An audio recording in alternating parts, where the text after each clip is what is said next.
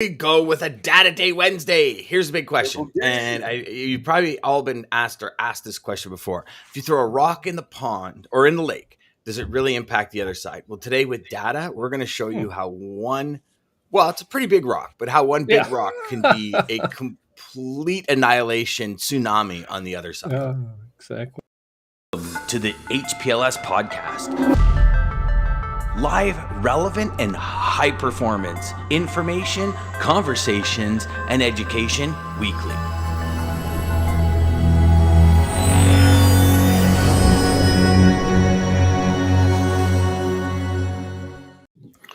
So, I mean, this is a topic that is, I love this topic, Dean, because it's the one that is a constant in our business, right? Something happens here, there's a huge impact over here. You know, something happens here, the tsunami hits on the other side. Something happens in LA, there's a tsunami in Memphis. You know what I mean? And it's actually, you know, a lot along the lines when a tsunami happens in like Florida and stuff, it sucks all the trucks for FEMA and all that kind of stuff. So there's all this. Well, I'll tell you the way you introed that, I was instantly thinking, because you said it's like a rock, and I was thinking it's kind of like, especially what's going on recently, it's kind of like an asteroid just hitting the water. Forget a rock. This is an asteroid. Just but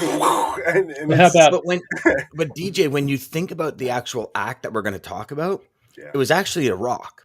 Because when you think about the volume of trucks compared to how many were involved, it's kind of like a pebble.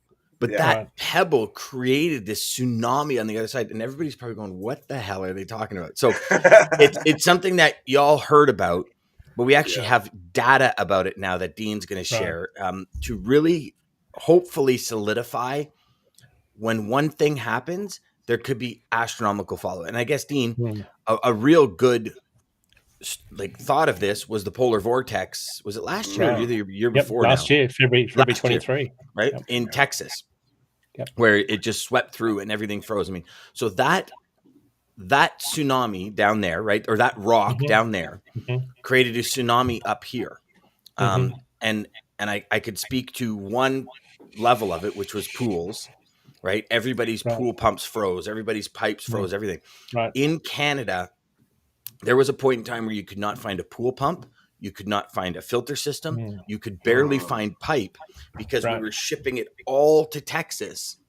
Right. So they could rebuild. And it's funny because we were sitting here and we had people come in that were quoting our pool before we ended up doing it. And we were talking to them. They're like, well, you know, typically a kit is like 4 days. It's now 6 to 9 weeks if we get it. And we're like, what do you mean? They're like, well, they're shipping a lot of stuff to Texas because a lot of the gunite has cracked and everything. And people are saying, well, I want to go to a panel pool. And he goes like the pool kits, the pumps, even like the PVC and what's called Tiger Flex pipe. All of it was being shipped down. So one act of weather that was catastrophic. Don't get me wrong, but the act of weather, you know, where I sit 3,800 miles away is impacting an entire country, because it wasn't just Ontario, it was Canada who only has this season. You know, I know guys that put $10,000 deposit down and they still don't have a pool kit. Wow. From last year. And they put it down in 2020. So like they made the deposit in the fall of 2020, the summer of 2021 came around because of the polar vortex that went through Texas. It backed everything up. Like there's pool companies up here that are booked till 2024 now, just because they lost like another year's productivity. Right. I mean, it was crazy. Dan, we've had a couple of events this week alone. I mean, think about the COVID shutdown in China's largest, wealthiest city in Shanghai. It's their biggest port. I read an interesting article yesterday that was kind of hypothesizing that it's somewhat deliberate to try and increase our dependency on China, which I thought was a really interesting take on it, because I'm not sure that's the case, but it was just an interesting angle. Our dependency on China is unbelievable at the moment. So think about shippers and importers, and go back to our story from last year about your bed sheets trying to come in from China to end up in Orlando. Think about shippers now that are already pre-planning, pulling forward Christmas and fall inventories now. So think about high inflation, warehouse inventory holding costs. Think about our normal seasonal peak in truckload shipping in October for Christmas retail season. And then on the rail side, it's more like September because it's a longer lead time. Well, we'd heard from the Port of Los Angeles last year that pull forward that normally happens in September happened in June last year. So it completely flattened our peaks that we normally see seasonally. And now they're even talking about, because of what's going on overseas and the impact of this, pulling forward volumes even sooner. So I think on the global side, we're a long way from being out of this in terms of supply chain disruptions. For those of you on the show that are thinking about working with shippers, bringing freight in, more volatility around port markets, and then think about the big, the big rock that was thrown in the pond on the other side of Canada in British Columbia in December with the floods. And those floods shut down a lot of the Class 1 railroads, CPCN in particular. And if you think about our show, I just looked at some rates here. Seattle, Chicago. So remember, Chicago is where about 30% of all containers end up. 6 of the Class 1 railroads end up in Chicago, a landlocked city. Say that again, because that is a number that I think is astronomical. It's bizarre. 30%. It is bizarre. So 30% of all intermodal container moves just sort of end up in Chicago before they're sent to other parts of the country. Somewhere between 25 and 30%. What would that? Do you know what that would entail from a volume perspective? Well, I think it would be astronomical. Well, we saw it. We saw it when the landlocked rail yards started to get into trouble. From a space perspective, there was a great story by Paul Berger on Wall Street Journal. You should listen to the podcast on the Journal. He was talking. He went and visited the ports in Los Angeles and did a tour of the Houston yard, the big port there. And it was just fascinating how the guy that runs that port was talking about we physically had no space to put loaded containers off a ship or even bring empty ones in. We had no space. We were renting other space in other areas to try and increase our capacity. Well, think about landlocked rail yards where a lot of intermodal volume comes in. Truckload competes heavily with intermodal on the long haul. So that's why that story emerged late last year. They had 23 miles of trains backed up in sidings trying to get into Chicago. And then they shut down the rail service for a week from Los Angeles to Chicago. Remember all of that was going on? Yeah, so to upload the backlog, to get rid of the backlog. So this the corollary of the story is you've really got to be aware of what's going on both globally and, I've always said, watch the weather. Like the weather is probably one of the most important things you've got to watch in freight, because back in December, spot rates for truckloads, so when the rails got into trouble, spot rates from Seattle to Chicago hit $2.58 in December. They're now down to $1.71. So the weather hit, everything backed up. Trucks could move. So rates have dropped. What's that? 258 down to 171. So rates have come back down to where they are normally. But it just shows you that how weather can impact more fixed networks like trains and planes. Trains in particular, but trucks, because they're so easy to move in any direction, they're not fixed. They're not on a fixed network. They were able to pick up a lot of that capacity. So where we're trying to get to here is the Canadian blockades in February, of course, and that rock really upset the freight market on the cross-border traffic side.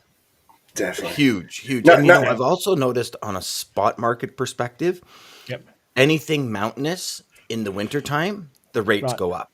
Yeah, and it's funny because I don't know if you've watched the show. DJ and I had a good friend of mine, Andrew, that used to run heavy haul through the mountains, and he was saying, Dan, like 65% of the drivers come through have no idea what they're doing. He goes, the state troopers will stop them before they hit the mountain range and say, okay, chain up your tires. He goes, some of them sit there for days because they don't even know how to chain their tires properly. And he goes, just like, watch Highway Through Hell. Sunday there you and speaking of weather and events, I mean, just recently, obviously, thoughts and prayers to. Did you guys see the accident on 81? That it's still, I seen there, it's still closed now. So I came home through that storm from Louisville last week from Mid America Truck Show. I came home in my truck up 71 across 90, and that storm hit me Saturday night. So and the flip side of the story is I'd spent the best part of 2 weeks polishing, shining, buffing, waxing, spent a lot of money to get my truck ready. Within 5 hours of leaving the truck show, I'm in a snowstorm. and this calcium mixed with snow that they use to treat the roads is caked on my truck still today, like a pancake mix. It's unbelievable. But the accidents, guys, I was absolutely floored.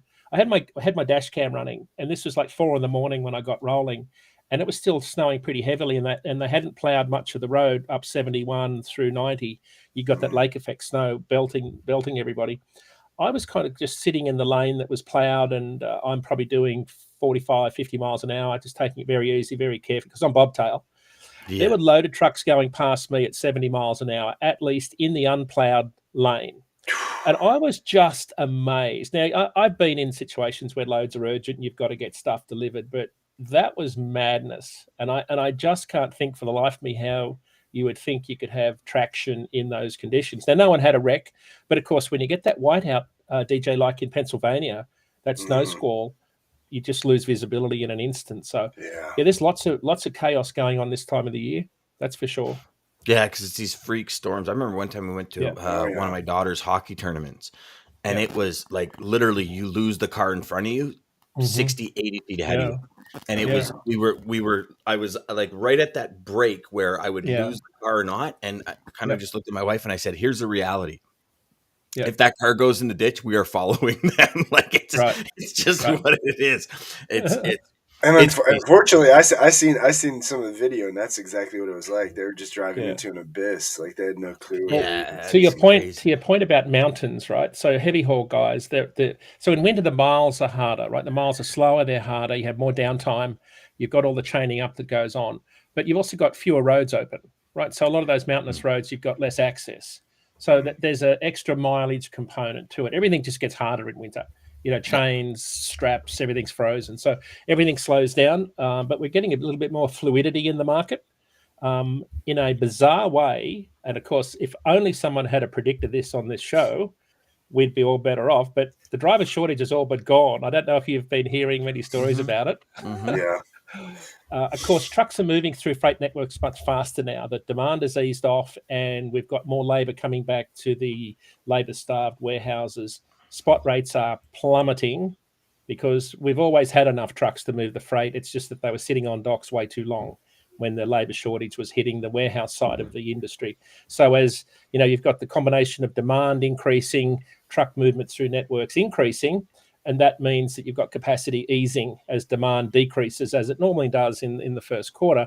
So spot rates have dropped 31 cents a mile in the last month for dry van here in the US. Dan, they're down dry van down another 5 cents this week. So they were down 5 cents last week. They're down another 5 cents as of today. Reefer's down 7. We've gone from so they're dropping. 260. Absolutely. But here's where plummeting. Here's where we're going to run into that bloodbath theme that we've been talking about. Exactly. It's the flip side. Yes, this is where our listeners are saying, well, shippers could easily now take advantage of falling rates in the spot market, and of course that's a race to the bottom because then carriers exit, capacity tightens, rates go back up again. So you've got to really remember we talked on the show before Christmas about people have very good memories. Work with shippers that have got good memories because they'll remember how tight capacity was in the last year. This is a time to remember that you can't chase the market down and still think you'll have trucks in the market in 6 months' time because the boom and bust cycle is going to be pretty devastating, I think, this time around. And this was where shippers also, I mean, and it's putting yourself in their shoes, it's a tough conversation, right? Because of how much their costs have increased, like you said, the forward march to bring stuff in forward. So now there's, if we just go back to Greg, he when he was on the show, he's like, Dan, I have 1.6 million square feet of warehouse space I didn't have in 2020. So there's like $2.3 million in monthly spend just on warehouse space. Right. Nothing more is being sold, but you're having this increased cost. And now your freight rates are coming down. Like most shippers want to jump on that like right away to reduce their costs. Yeah. And it's that education piece I think is missing for some of them because listen, some of them, like if we go back to my client with bed sheets, his margin was $7,000 a container when it was $3,400 a container. Right. And when his dray cost was $350, $400, and when he had to warehouse it for a month. Now he's brought like dozens of containers in. So he's got millions of dollars in extra product he's already paid for to leave China. Then it sits, in California. I was speaking to a student the other day, and they were almost 3.5 months to get their container from a truck, from a ship in California. And he goes, I don't know whether it was the ship or whether it was the warehouse or what. He goes, but it was almost 3.5 months before I got it to my customer from when they ordered it. So you have that major output of cash, that increase in ocean, then the delay. You're ordering almost 5 months in advance because you're 31 days on the water just from Asia. So, you start taking that timeline into consideration, Dean, from what the data says. Are we going to now, you look at, capacity's eased off. Now, all of a sudden with Shanghai and everything happening, when Shanghai opens, now there's just going to be this massive influx to get stuff because the warehouses are going to be down. I was on the phone with a gentleman yesterday from Arkansas. He says like Walmart hasn't had toilet paper on the shelf for like a week. Because it's just, he goes, I don't know what it is. He goes, and then one day it'll be like the aisles will be packed, and the next day they got nothing. And he's, so that wave is still coming. I think that big tidal wave is still coming because now you got Shanghai, then you got all these other things happening, and it's just going to create that new. Well, don't forget the West Coast Labor Agreement in July. They've got to renegotiate that. So right now you've got shippers thinking, they're paying 5 times to bring that 40-foot container in. It's on the FBX Freightos FBX index today. It's at 15,889. So call it $16,899 to bring 89 to bring in that's China to the east coast, west coast of the US. So it's 5 times what you would normally be, maybe more. So right now, if you think this is what shippers are doing, and this is why the Journal podcast was so good by Paul Berger, was talking about shippers that he's talking to are already figuring, how do I avoid the West Coast? How do I avoid Los Angeles and Long Beach in the event that the labor talks go south? And of course, you've already got overloaded ports on the East Coast and along the Gulf Coast. So shippers don't have a lot of options.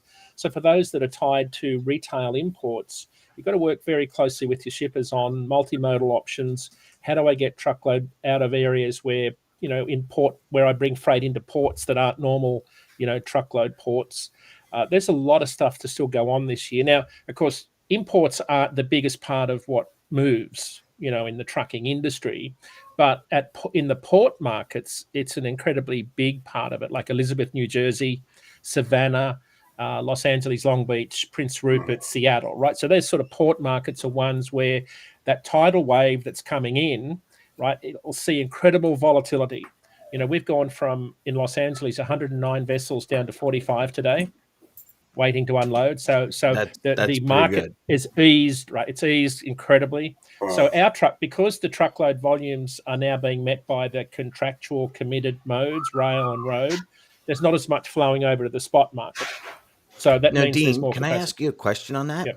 So you went from 109 down to 45, but would that not have something to do with Asia being shut down and things not being able to leave, like when there were sections of So this is normal. So it's not necessarily the demand has gone; it's just for the ships are slower to come in. Then, like you because said, of what's though, Dan, happening. as soon as it opens, here comes the flood again. So here's the flip side: imports are down 11% year over year as of February, right? So we've got fewer imports coming in, but that's normal because Chinese New Year celebrations at the start of February, 3 weeks shutdown of factories, volumes drop. Exactly. So that the Journal of Commerce was reporting last week that volumes are going to increase now through the rest of the year. So, but where we started the show was we're going to see a pretty steep increase in volume coming in sooner than later. So that's where you need to be planning with your shippers now how to move that volume. If they're looking to bring inventory in forward, where are they going to store it? What are the inventory holding costs? How do I get trucks to move it? All those sorts of things are going to be really big issues to deal with. So let's dive into the let me just the data. See if I can. Well, because I mean, I think this has. So we're going back to the blockades in Canada when individuals and truckers blocked the borders. Right. So we'll start there, Dean. Okay. So this data comes from our sister company in Canada, LoadLink. It's part of the Roper Technologies company. You can find them on the New York Stock Exchange under ROP. They're a Fortune 1000 company. LoadLink in Canada, our sister company, they have a freight index comprises of roughly 7,000 Canadian carriers and brokers. So the data also includes a lot of cross-border and domestic volumes. You can find it on their website under their news section, but the data was kind of just mind-blowing in terms of the impact of the blockades. Now, if you think back to our show we did when this was going on, one of the things we explained was that a lot of the cross-border trucking, and about 75% of LoadLink's volume is cross-border. And so that cross-border volume that was dedicated. You remember the example we gave of, Quebec City to Phoenix, right? So you don't leave Quebec City with a load to Phoenix unless you've got a load home already organized on the dock. So a lot of that, it's a very balanced, dedicated type cross-border activity. It hasn't traditionally been a lot of spot market activity because of the cabotage rules. You've got to load back across the border, right? So you can't just do loads intra-USA. So what that meant was in February, when you had fewer drivers coming south into the US, you had less capacity available to take those dedicated loads north. And that ripple effect has played out in the market ever since. So if you look at some of the data that we've got here on the screen, not sure which one you've got there. Let me pull that up. Yeah. Because so what we'll do is we'll pull up the costing model first. Yep. Yeah, so this shows that the number of loads moved. So you can see fewer trucks posting because there were fewer trucks interested in moving freight. But I think this was a 171% increase year over year. It's an all-time record level of loads moving. So this is spot market, right? So this is what happens when contracted carriers and shippers, capacity changes, demand increases. So who do they go to? So they went to the spot market and the LoadLink load board to try and find capacity, and that's why you saw the number of loads being posted goes through the roof. And here's the thing that is like blowing my mind, Dean, is if everyone looks to the right of their screen, the dotted line is trucks and the purple line is loads. So you look at the variance between trucks available and loads posting. Yeah, they're going the opposite way too. Oh, that's a recipe for massive cost increases, and it like massive cost increases, and it's crazy because there wasn't this gap of trucks at the protest. Right? Yeah, this is a phenomenal thing. If I could quote you what the president of the company said, Claudia said, while capacity shrank across the board, the decline in cross-border equipment this month was much sharper than the typical drop in February. So there's some seasonality in February that we talked about because it's a quieter time of the quarter. We have never seen a decline of over 40% year over year. The blockades have had a significant impact on truck postings across the country, creating ripple effects across the market. So this data here is kind of the first chance we've had a look at what's happening north of the border. I've got some incredible rate data on south of the border heading back north. The market is still in turmoil. I would say that this market hasn't come back to normal just yet. There's something that's changed dramatically. Did you have one more chart, Dan? Was the loads index? Yes, this one. Yeah. So this is the actual load index. Yeah. So you can see February in 18, it came down flat in 19 and 20, a little bit of an uptick in last year. But this year it's through the roof in terms of the load index. Yeah. Just incredible data. There's a lot more data available at they've got a rate index also. They've got some pretty good data up there. If you wanted to know specifically, just go to loadlink.ca and get some data there. I'm interested in getting. I also threw the chat. The link to that article for everyone, both in Facebook, YouTube, and on YouTube and Facebook. Yeah. And I put it on LinkedIn as well. You can't post from LinkedIn on Restream, so I actually went to the LinkedIn. Yeah, I think I threw it on mine too. Yeah. So the flip side of this is, so obviously capacity tightened rapidly. What we said would happen happened, which was there were fewer trucks heading south into the US. That meant capacity tightened northbound. So remember we talked about of the 120 auto manufacturers in Canada, they had something like, it was 60 auto parts manufacturers had 120 warehouses in Mexico. Was how the number played out. So there's a lot of volume that moves back and forward cross border before a car rolls off the production line. I looked at what I called Auto Alley, which was Laredo to Toronto, where Laredo is your number one truck crossing port by far from Mexico into the US, and then up Auto Alley into Toronto. Spot market rates. So remember in the show we talked about this. The average all of last year for Laredo to Toronto on the spot market was about I'm going to call it $1.50, right? Up until December. January went to $1.70. February, $2.40. Today, $3.02. Wow. So it's almost double. So it's How do you doubled. plan for that as a shipper though? Yeah. Like as a Right. like this is Right. the crazy thing, right? Like Right. like there's no ability Yeah.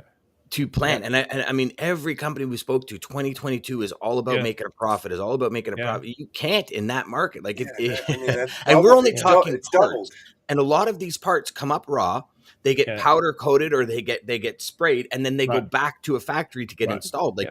Like if you look Yeah. at like all the Magna facilities up in Newmarket and all this kind of stuff, or if you look at the way the movements happen, a door, the steel comes up or it goes to Mexico, it gets stamped, and then it comes up and gets painted, then it moves back to Right. Mission to get installed. Like there Yep. is a lot more movement than just Mexico, Canada. Like there's probably Yep. 3 or 4 more movements inside of there. And if Yeah. your price is double for one, theoretically, or maybe not. No, you can't really say that in this market. Yeah. Theoretically doesn't work. So Yeah. let's say you're even paying half as like another 50% on the other rates. It's crazy. Your cost per unit, Yeah, if it was $1, is now close to $3, $2.50. Even contract rates are up $1 a mile. And now, Dean, you said that was a spot market, and it went from So it went from $1.70 in January to now it's over $3. Is that what you said? Yep, 302. Yep, today that's the last 7-day rolling average. So yeah, capacity is very tight northbound into Toronto. Now, so when you come out of Laredo, right, you've got to run across the border. If you've got a Canadian load on, you've got to go all the way into Canada. Yeah. Unless of course you're doing that cross-border deal or that sort of that hustle you do around Buffalo. But so the other lane that I looked at this morning was, of course, the big one, Toronto, Detroit, and return. It's nuts. So it was like 580. I'll call it 600 as an average load rate all of last year. It's at $1,202 per load today. I think that's about $5.20 a mile if my math's right. So that's Toronto to Detroit. In the other direction, it's even more fascinating. It's at $1,222. So it's about $1,200 both ways from Detroit to Toronto, Toronto back to Detroit on auto parts. That's like double. That's double where it was all of last year. So capacity has tightened dramatically in the cross-border market. It's hard to know exactly how many drivers there aren't crossing the border. But clearly that February protest had a profound impact on freight markets, which gets back to the tsunami and dropping rocks and stones. And that's a great analogy because we called it sort of the domino economy, where dominoes just keep falling. Some are related, some are sort of tangentially off to the side, but they're still getting knocked over. And it looks like we're in for another year of that. We're a ways from having this supply chain stabilize. Even though the pandemic we're on the tail end of the pandemic in terms of disruptions, there's a lot of normality coming back. So I think we could, you should be able to say with confidence that we'll go back to spending more on services this summer, less on physical goods. That looks like being the case from a travel perspective when you talk to airlines. So things are pretty good there. Although high fuel prices are starting to crimp some of the airline costs, which could put an impact on prices. So lots of things going on in the market right now. I think the message I would be leaving with people on the phone that are talking about buying capacity and working with shippers is to go back to just work with people that have got good memories, right? Make sure if they're forgetful, remind them that they can't chase the market down because that capacity will evaporate in a heartbeat. Yeah. Diesel costs. Careful. Just got to be careful. Well, so profitability margins for a carrier have dropped 75% in 4 weeks, with diesel up well over $1 per gallon, rates down as much. They've gone from making carriers have gone from making 55 cents a mile gross profit this time last year to 13 cents per mile. So profitability has dropped 77% in a week. Gross profit. Operating you got to costs think about that. If a carrier's operating at 96% or 95% or 94%, like that's not a big margin. Well, these are small carriers, right? These are small carriers who make up the bulk of the industry in the spot market, right? So diesel's gone up so much. So diesel's gone up like $33,000 to run a single truck. Rates have only gone up $8,000, right? So they've had a great 2021, but in the last month, their profitability has absolutely been hammered. And that's where you're going to see a lot of the pain is in the small carrier. Now, they're still making a profit margin, but it's gone from 55 cents a mile to 13. So their margins are being eroded dramatically, and diesel went up 5 cents this week. Yeah, It's very. funny it's funny this topic comes up because I didn't think we were going to get into it, but so I've now I know you guys probably have heard I've ordered like 3 vehicles in the last year and a half, hoping that one is going to come in. So 2 have come in. So Okay. the Mustang Mach-E GT and my Ford F-150 have come in, and I'm looking at the 2 leases, right, that I'm going to go into, one of the 2, and it's funny because the numbers come to $8,032.92 different. So the Mustang Mach-E is obviously it's the GT one, so it's the highest edition, but it does 0 to 60 in 3 point something seconds. So it's really on my list. But here's the thing: is we sat down yesterday, and I was showing my wife some of the numbers, and I said, like, here's the difference. Okay, so electric, no fuel. Yep. We have a charging station in the garage. Basically, we're about a cent and a half to charge per so if it's 100 watt battery, it's going to be a cent and a half times 100, right? So when you look at like to fill it kind of thing, it's pennies on the dollar. So that 8,032, I now start doing how many kilometers I run at 15.7 liters per 100 kilometers, what it consumes, the truck consumes. And I'm figuring out if I spend less than $630 a month on fuel, I'm better to go with the truck, because when you look at the payments versus fuel, right? And it's funny because it's friggin' close just because of the price of fuel. So based on how many kilometers I do, like my vehicle is the family vehicle, and so anytime we go anywhere, I'm driving. And based on my kilometers, based on 15.7, so again, city, highway, blah, blah, blah. But it's actually because of the price of fuel, it's actually close, which is crazy to think that we spend almost $8,000 a month, a year on fuel. Like, to me, but if fuel was 20 cents a liter cheaper, what it was X amount of time ago, it would be a no brainer, because I'd be like, well, there's no way I'm spending, what am I going to do? Like 7 tanks of fuel in a month? Never going to happen. So, but it's funny because when I was working in the city, I was doing like 220 kilometers a day. Kilometers, right? So that's where when I got so I had a SRT, a Charger SRT. So I was like 16.9 liters per 100 kilometers. And the 2.3 liters per 100 kilometers that the Fusion did actually made me $10,000 in the first year I bought the car. Like, I actually put $10,000 back in my bank account because I was spending so much on fuel, and then the government incentive of $6,000. So it's like this fuel conversation goes far beyond, like, we're looking at. And so our natural gas has gone up too. Why? I don't really well, and that's where it brings in Nick from yesterday, and having him on that whole and we shut out Nick, but Dean, I don't know if you've seen that, but check into that. So Nick Serbius, he's got a device that attaches to the truck, and he can give you 20% fuel savings. Huge. Oh. See.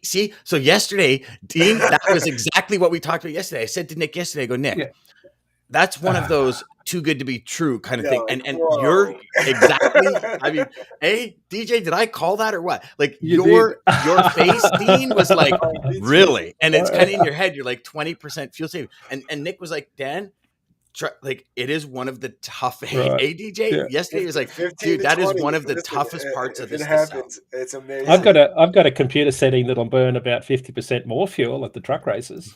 I've got that one dialed in. Hey, diesel was $6. Diesel was $6.19 a gallon at Barstow, California, on I-40 this morning. $6.19 a gallon.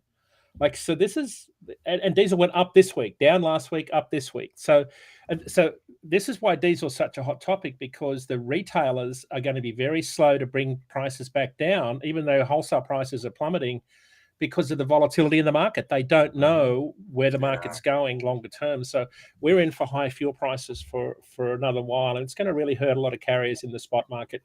It's going to be tough sledding, to use a Canadian analogy. Well, then you have that increase. So everything is going to increase in the store, and then everything increases for us. Right? I have some buddies that went up to Cochrane last weekend, and when the fuel conversation actually became a topic where normally you never hear fuel as in the world of snowmobiling, you would never normally hear fuel as a topic. Right. But I remember sitting down with my buddy and he goes, okay, it's going to be $840 in fuel at today's price. He goes, Lord knows when we get up 8.5 hours north, what the price is up there. He goes, but it's going to be $800 something. So you're sitting there and you're two people driving 8 hours north, 9 hours north to go snowmobiling for the weekend. It's like, okay, so premium that was at $1.80 is at $2.20. So now you're sitting here going, okay, we're going to burn through 5 tanks of fuel. So 5 tanks, so there's an extra $300 in fuel than we would normally pay, plus another $800 in fuel to get there. Just in fuel for snowmobiles and truck, without lodging, without anything. God forbid I hit a tree and break something, because I tend to do that a lot. You know, you're over $1,600. I'm like, yeah, I'm out. I'm like, you know what? It cost me $1,800 to drive to Louisville and back last week for the truck show. $1,800. And what would that have normally costed you? Yeah, I would have been lucky to spend $1,000 normally. Last time I went, that impacts what people can do. It really impacts the whole staycation thing. Well, fuel's up to about 40. I think on my operating spreadsheet for an owner operator, fuel's about 46% of operating costs today. So you know, it was like 46% of operating costs is diesel. So the last time we looked at that, it was 36%. So it's gone up. So that's 10%. That's a different number. So this is fuel as a percentage of your total operating cost. Fuel as a percentage of revenue. That's more frightening, right? So that's the number. Remember, it's got to be at 25% to be profitable long term. The spot rates, national average spot rates at 238, diesel at 518. It's 37%. So it's gone up even 1 more percent from our last conversation. Yeah. So fuel as a percentage of revenue is 37% today for a single truck operator running 110,000 miles, 10,000 empty, and financing a truck. So remember, 2019 record bankruptcies, it was 32%, dropped to 20% during the 2020 when diesel was really low. It's gone from 20% to 37%. It's actually gone up like almost. It's gone from like something like 25%. It's gone up almost 10 points in 4 weeks. And that's territory that really crushes a lot of carriers that work on all-in rates in the spot market, where they have to pay retail at the pump, but they're not necessarily getting full cost recovery for the fuel surcharge. And the problem is that capacity is loosening. What we said would happen has happened. As the market, as labor came back to the warehouse side of the market, trucks started to move through networks faster. This illusion of tight capacity disappeared. We've got a lot more trucks in the market than we thought we had. We always had them. They just weren't cycling quick enough. Yeah. Now they're moving through the markets quick enough. We've got plenty of capacity. Demand comes down, diesel goes up. It's like one of those events that you probably thought is your worst case scenario. It's actually happening in front of our eyes right now. So it's going to be, I think that the difference though is some people have been like Chicken Little, right? The sky is falling in the media. And I don't subscribe to that, because carriers are still making money. Spot rates are still at very high levels. They've had a great financial year. I just hope that they realize that operating costs have gone up something like 50 cents a mile. Because I had someone in our company say rates are stupidly high. Well, rates aren't stupidly high if it's costing you $2 a mile to run a truck and spot rates are only $2.35. Mm-hmm. Right. So I think that what's missing in the discussion is a lot of people don't realize how much it's cost to run a truck, how much it's increased to run a truck, whether you're a large carrier or a small carrier. Daman says it right here. Our trucks we're running approximately 15,000 per truck before. Now we're close to 23,000 per truck per month to run it. There you go. Like so that is a huge number. So this is the education piece that you've got to work on.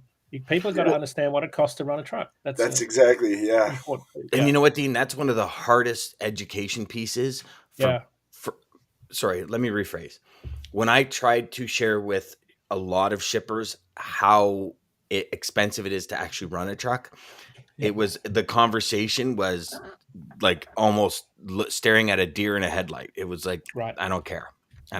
Just get my product from A to B. And I think that's changed a bit over the years, but it's a big piece. Everybody understanding. And not only that, brokers, you need to understand what it costs to run a truck, because when we're trying to, crack them down, I'll get it for $50 cheaper, get it for $100 cheaper, it's like, guys, you got to understand what the baseline is, because Right. as much as, and I know the relationships, and there's a lot of talk about relationship, but Yeah. new brokers coming in, it's about the margin, and they want the Right. profit. And if they can, Right. unfortunately, carriers still see it every day where Yeah. loads get canceled on them because they got a better price.